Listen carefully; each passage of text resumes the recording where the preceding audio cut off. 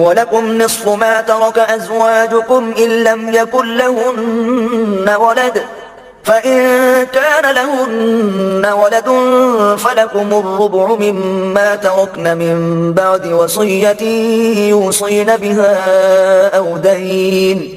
وَلَهُنَّ الرُّبُعُ مِمَّا تَرَكْتُمْ إِن لَّمْ يَكُن لَّكُمْ وَلَدٌ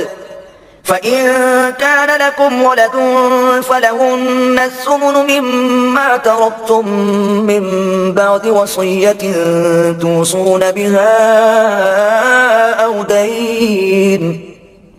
وَإِن كَانَ رَجُلٌ يُورَثُ كَلَالَةً أَوْ امْرَأَةٌ وَلَهُ أَخٌ أَوْ أُخْتٌ فَلِكُلِّ واحد منهما السُّدُسُ فَإِن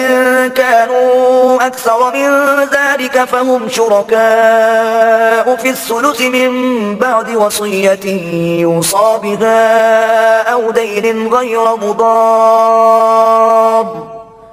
وَصِيَّةً مِّنَ اللَّهِ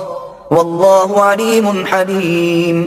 اور تمہارے لیے اس مال کا آدھا حصہ ہے جو تمہاری بیویاں چھوڑ جائیں بشرطے کہ ان کی کوئی اولاد نہ ہو، پھر اگر ان کی کوئی اولاد ہو تو تمہارے لیے ان کے ترکے سے چوتھائی ہے، یہ بھی اس وصیت کے پورا کرنے کے بعد جو انہوں نے کی ہو یا قرض کی ادائیگی کے بعد، اور تمہاری بیویوں کا تمہارے چھوڑے ہوئے مال میں سے چوتھا حصہ ہے بشرطے کہ تمہاری کوئی اولاد نہ ہو، پھر اگر تمہاری کوئی اولاد ہو تو ان کے لیے تمہارے ترکے میں سے آٹھواں حصہ ہے تمہاری اس مال کی نسبت کی ہوئی وصیت پوری کرنے یا تمہارے قرض کی ادائیگی کے بعد۔ اور اگر کسی ایسے مرد یا عورت کی وراثت تقسیم کی جا رہی ہو جس کے نہ ماں باپ ہوں نہ کوئی اولاد، اور اس کا ماں کی طرف سے ایک بھائی یا ایک بہن ہو یعنی اخیافی بھائی یا بہن، تو ان دونوں میں سے ہر ایک کے لیے چھٹا حصہ ہے، پھر اگر وہ بھائی بہن ایک سے زیادہ ہوں تو سب ایک تہائی میں شریک ہوں گے۔ یہ تقسیم بھی اس وصیت کے بعد ہوگی جو وارثوں کو نقصان پہنچائے بغیر کی گئی ہو یا قرض کی ادائیگی کے بعد، کہ اللہ کی طرف سے حکم ہے اور اللہ خوب علم و حلم والا ہے۔ تلك حدود الله ومن يطع الله ورسوله يدخله جنات تجري من تحتها الأنهار خالدين فيها وذلك الفوز العظيم۔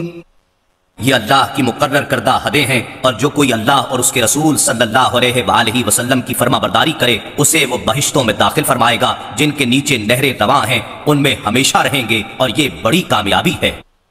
ومن يعص الله ورسوله ويتعد حدوده يدخله نارا خالدا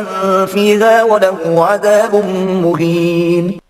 اور جو کوئی اللہ اور اس کے رسول صلی اللہ علیہ وآلہ وسلم کی نافرمانی کرے اور اس کی حدود سے تجاوز کرے اسے وہ دوزخ میں داخل کرے گا جس میں وہ ہمیشہ رہے گا، اور اس کے لیے ذلت انگیز عذاب ہے۔